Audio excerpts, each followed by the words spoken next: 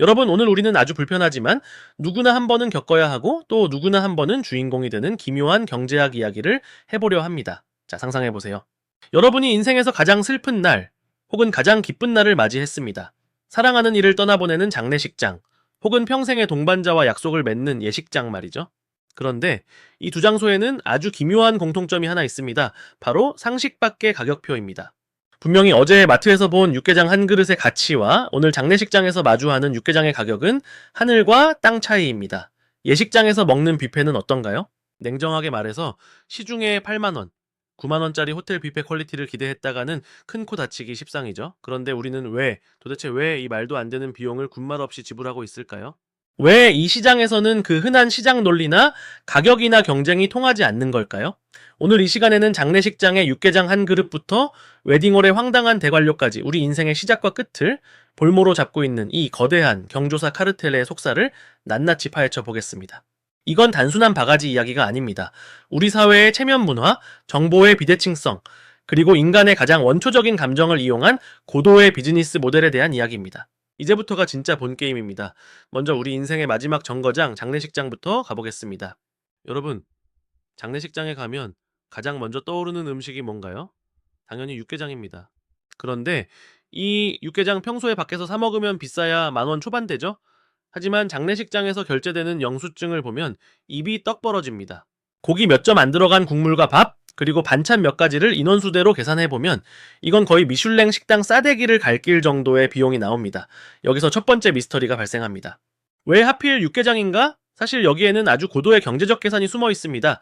장례식은 예고 없이 찾아오고 조문객이 언제 얼마나 올지 아무도 모릅니다. 즉, 대량으로 끓여놓아도 맛이 변하지 않고 식어도 다시 득이 편하며 밥 한 그릇 말아주면 대접했다는 느낌을 줄 수 있는 가장 효율적인 음식이 바로 육개장이었던 겁니다. 그런데 이 효율성이 시청자 여러분의 지갑에는 치명타로 돌아옵니다. 대부분의 장례식장은 외부 음식 반입이 엄격히 금지되어 있습니다. 위생상의 이유라는 그럴싸한 핑계를 대지만 사실상 독점 공급권을 행사하는 거죠. 이게 얼마나 무서운 거냐면 여러분이 강남 한복판에서 커피 한 잔을 10,000원에 마시면 에이 자리값이네 하고 넘어가겠지만 장례식장에서는 선택권 자체가 없습니다. 내 집 앞 편의점에서 파는 500원짜리 생수도 장례식장 안으로 들어오는 순간 가격이 2배, 3배로 뜁니다. 그뿐만이 아닙니다. 장례용품의 가격은 그야말로 부르는 게 값입니다. 수의나 관, 꽃장식을 한번 떠올려 보세요. 평소에 우리가 관의 적정 가격을 검색해 본 적이 있나요? 수의의 원단 차이를 구분할 수 있는 분이 몇이나 될까요? 바로 여기서 정보의 비대칭성이라는 무기가 등장합니다. 상주는 슬픔에 잠겨 정신이 없습니다. 그런 상주에게 장례 지도사가 다가와 넌지시 말하죠. 마지막 가시는 길인데 그래도 이 정도는 해드려야 하지 않겠습니까? 자, 이 문장 하나가 마법의 주문입니다. 여기서 너무 비싼데요? 좀 싼 걸로 할게요 라고 말하는 순간 주변의 시선과 스스로의 죄책감이 몰려옵니다. 이른바 효도 인질극이 시작되는 겁니다. 서울로 치면 강남 아파트 평당 가격보다 비싼 단위 면적당 가격을 자랑하는 게 바로 이 장례용품들입니다. 원가 몇만 원도 안 하는 나무 상자가 관이라는 이름표를 다는 순간 수백만 원으로 둔갑하는 기적. 이게 장례식장에서 매일같이 일어나는 일입니다. 정말 어처구니가 없죠.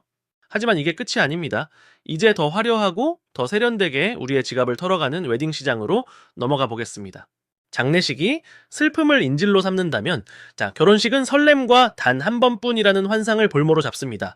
여러분 결혼 준비해보신 분들은 웨딩 프리미엄이라는 말을 뼈저리게 느끼셨을 겁니다. 똑같은 메이크 대 메이크업인데 데일리로 해주세요 하면은 5만 원인 게 신부 화장이에요 하는 순간 50만 원으로 뜁니다. 똑같은 화이트 원피스인데 웨딩 드레스라는 딱지가 붙으면 대여료만 수백만 원이죠. 심지어 드레스 피팅비라고 해서 옷 몇 벌 입어보는 데만 몇만 원씩 받습니다. 서울의 웬만한 식당 노쇼 방지 예약금보다 비싼 수준이죠. 가장 앞권은 웨딩홀 대관료와 식대입니다.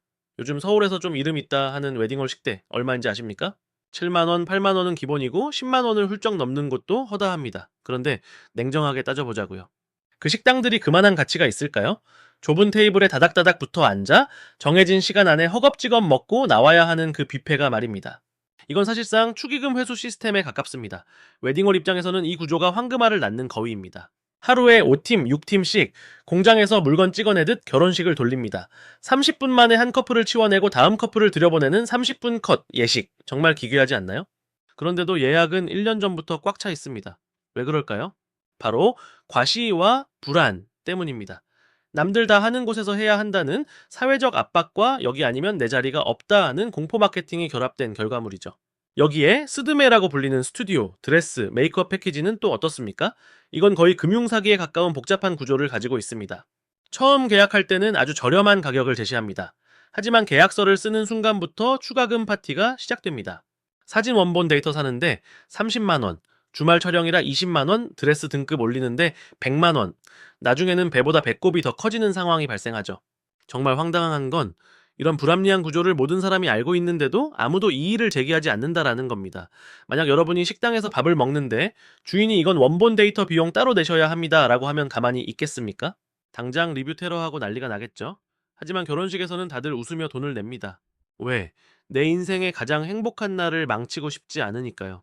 업체들은 바로 이 행복을 망치기 싫은 심리를 아주 영악하게 이용합니다. 자, 그럼 여기서 근본적인 질문을 던져봐야 합니다. 왜 유독 이 두 시장, 즉 인생의 시작과 끝을 다루는 시장에서만 이런 거품이 안 빠지는 걸까요? 경제학적으로 보면 이건 반복 구매가 일어나지 않는 시장의 특성 때문입니다. 일반적인 식당이나 옷가게는 고객이 다시 찾아오게 하기 위해 가격을 낮추거나 품질을 높입니다. 단골을 만들어야 장사가 되니까요. 하지만 장례식장이나 웨딩홀은 다릅니다. 여러분이 특정 예식장의 단골이 되고 싶으신가요? 아니면 특정 장례식장의 VVIP가 되고 싶으신가요? 당연히 아니죠. 이들은 고객을 다시 볼 일이 거의 없습니다. 즉, 이번 한 번만 제대로 뽑아 먹으면 된다라는 마인드가 깔려 있는 겁니다. 또한 이 시장은 철저하게 로컬 독점의 형태를 띱니다. 장례식장은 보통 병원 지하에 있죠. 슬픔에 잠긴 유족이 고인을 모시고 이 병원 저 병원 가격 비교하며 돌아다닐 수 있을까요? 불가능합니다. 웨딩홀 역시 접근성, 주차, 시간대라는 물리적 한계 때문에 선택지가 극도로 제한됩니다. 결국 공급자가 절대적인 갑의 위치에 서게 되는 구조인 거죠. 여기에 한국 특유의 체면 문화가 기름을 붓습니다. 그래도 남들 보기에 부끄럽지는 않아야지 라는 이 한마디가 모든 비이성적인 지출을 정당화합니다. 조문가에게 육개장 대신 컵라면을 줄 수 없고 하객에게 국수 한 그릇만 대접하기에는 눈치가 보입니다. 결국 우리는 타인의 시선을 만족시키기 위해 내 지갑을 털어 업체들의 배를 불려주고 있는 셈입니다. 그럼 이 거대한 카르텔을 깰 방법은 없는 걸까요? 최근에는 조금씩 변화의 바람이 불고 있긴 합니다. 작은 결혼식을 지양하거나 불필요한 장례 절차를 줄이는 무빈소 장례를 선택하는 사람들이 늘고 있죠. 하지만 여전히 주류 사회의 벽은 높습니다. 부모님 세대의 보상 심리, 그리고 수십 년간 뿌리 깊게 박힌 돈을 써야 예우를 다하는 것이라는 인식이 변하지 않는 한 장례식장의 육개장 가격과 웨딩홀의 황당한 꽃값은 쉽게 떨어지지 않을 겁니다. 여러분은 어떻게 생각하시나요? 사랑하는 이를 보내는 슬픔의 무게가 수백만 원짜리 수의로 증명될 수 있다라고 보시나요? 아니면 두 사람의 새로운 출발이 화려한 홀 대관료와 10만 원짜리 뷔페로 보장된다라고 믿으시나요? 결국 이 거품을 만드는 것은 업체의 상술이기도 하지만 우리 마음속에 자리 잡은 남들과 비교하는 마음일지도 모릅니다. 우리가 이 비이성적인 비용에 대해 당당하게 NO 라고 말할 수 있을 때, 그리고 허례허식보다 본질적인 추모와 축복에 집중할 때 비로소 이 기묘한 경제학의 사슬은 끊어질 수 있을 것입니다. 인생의 가장 소중한 순간들이 돈이라는 잣대로 평가받는 현실이 씁쓸하게 느껴집니다. 하지만 진정한 가치는 영수증의 합계가 아니라 그 순간을 함께하는 사람들의 진심 어린 마음속에 있다라는 사실을 우리는 잊지 말아야 합니다. 장례식장에 육개장이 조금 식어 있어도 웨딩홀의 꽃장식이 조금 덜 화려해도 그곳에 담긴 슬픔과 기쁨의 무게는 결코 가벼워지지 않으니까요. 오늘 이야기가 여러분께 우리가 당연하게 여겼던 관습들을 다시 한번 돌아보는 계기가 되었기를 바랍니다. 세상에는 돈으로 살 수 없는 것들이 너무나 많고 때로는 가장 비싼 것이 가장 가치 없는 것일 수도 있다라는 사실을 기억해 주세요. 지금까지 지식 스토리텔러였습니다.